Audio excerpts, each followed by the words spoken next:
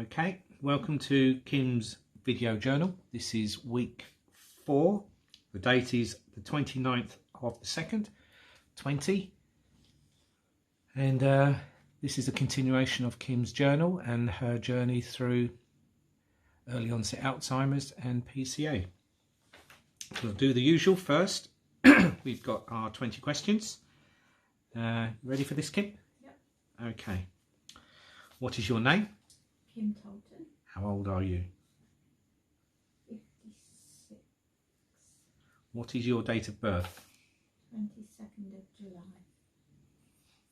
Who are you talking to? My husband Steve.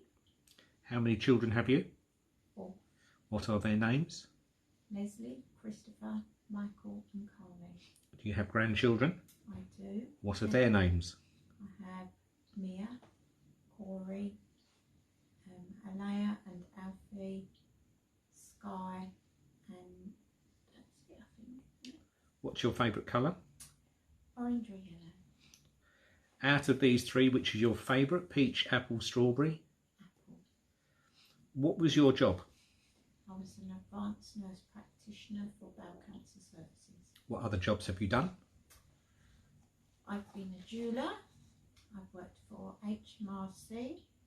I've been a registered childminder and a nursery nurse. Worked in a chip shop. Worked for Tesco's.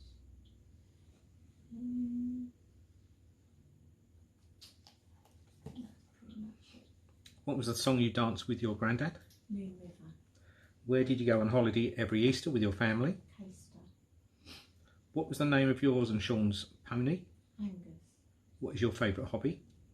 Horse riding. What town do we live in? Battersbridge. What day is Christmas Day? 25th of December. Hold up 3 fingers. 1, 2, 3. Name a Carpenter song you like to sing. On top of the world. Okay. That's your 20 questions. Good things and bad things this week. Is there anything that's been good that you've enjoyed? I have been learning my dressage routine, which is challenging but fun. With my memory problems, but I'm getting there. Anything bad or upsetting about this week? No, don't think so. Okay. I think today you wanted to talk about putting your affairs in place, wasn't it? Oh, sorry, yep. Yeah. I'm not the one who's got the Alzheimer's.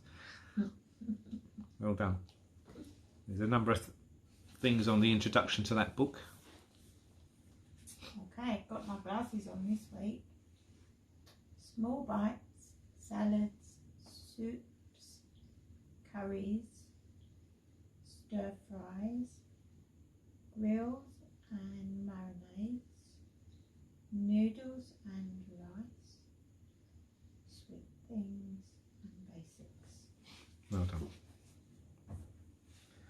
Yep, so I'm going to leave you now with Kim because she wanted to talk about putting her affairs in place once she realised where she was on her journey. So I'll leave it to you, Kim. Okay. Right, well, today's topic is one that in my nursing career is probably the one that most people try to avoid. Unfortunately, there is only 2 absolute truths in life, and the first is we are born and the second is we die. The bit in the middle, the people you exchange with, the people you love, the things that you do, the choices you make, they're all the things that mould you into the person you are today. Some of you may have regrets. I think most of us in life have some regrets. some more than most, and others not so. But most of us have someone that cares about them, but I am aware that not everybody does.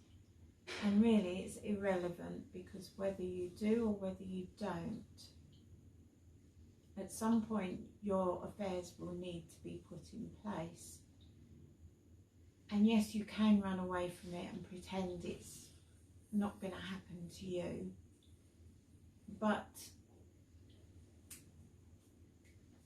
there is a way of looking at it in terms of, what would you like for that period where you've passed over and your family are left behind, or God forbid you are on your own anyway, or you're on your own but don't have anybody to support you in helping you through the later part of your life.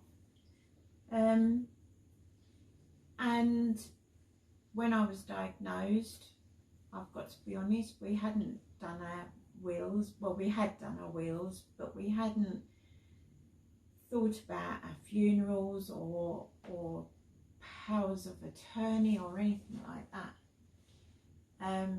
So we started looking into it and realised it's actually much easier and doesn't have to be as expensive as a lot of people think it's going to be. Some of it, you know, part of this process is wanting what you want, but also sort of what your family want. But ultimately, whilst you are still able to give consent, then that's the time you really need to get it done, because once you lose that consent, you've almost lost your right to choose what happens to you. Not entirely, but to some extent it can do, because of the choices people external to you may make. So the first thing that we did in our case, we organised our funerals. So those are done, and we've made choices, and there are so many choices out there. We're having a woodland burial. That's the choice we've had. We both feel the same, that we'll give back to the earth.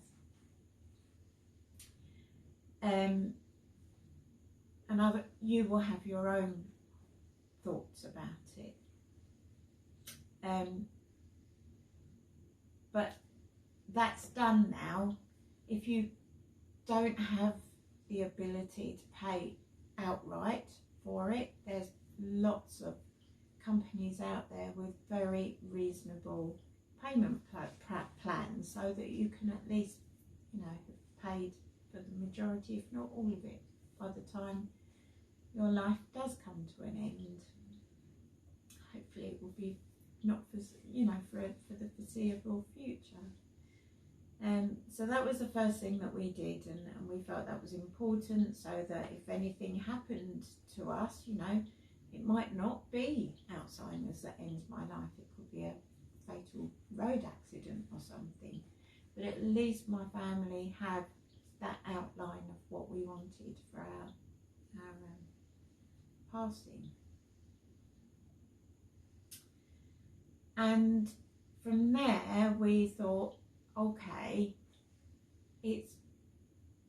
at the moment I have the capacity to make decisions, but I am aware that the time is going to come where I don't.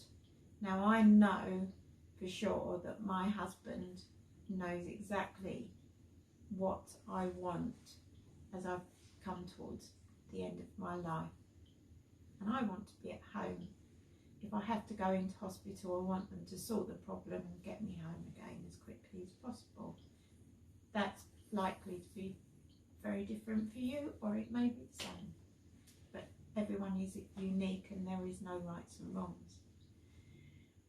But it became apparent as we were reading into everything that actually having powers of attorney was going to be really important, because those powers of attorney allows the people you nominate to make decisions once for your benefit, once you are no longer able to have and no longer have the capacity to make those decisions.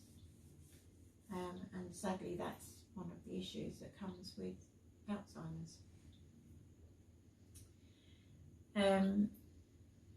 And we just went online, you know, onto the internet, and found a company that arranges the powers of attorney.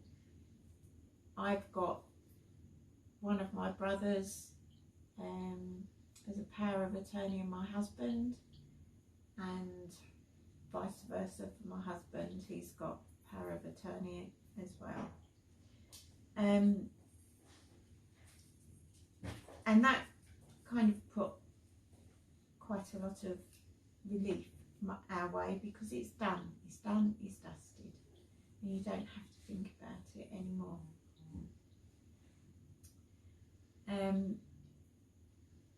And I've got to get my train of thought for a moment, so just bear with me.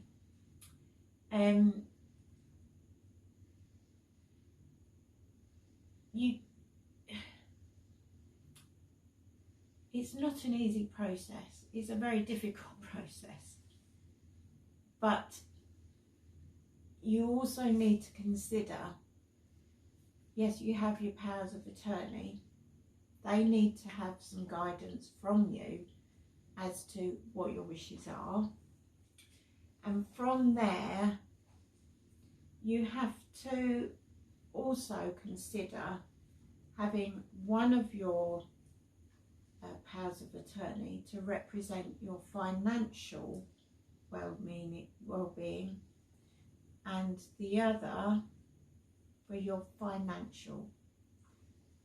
In doing that, it prevents a conflict between the people that are doing the looking after for you.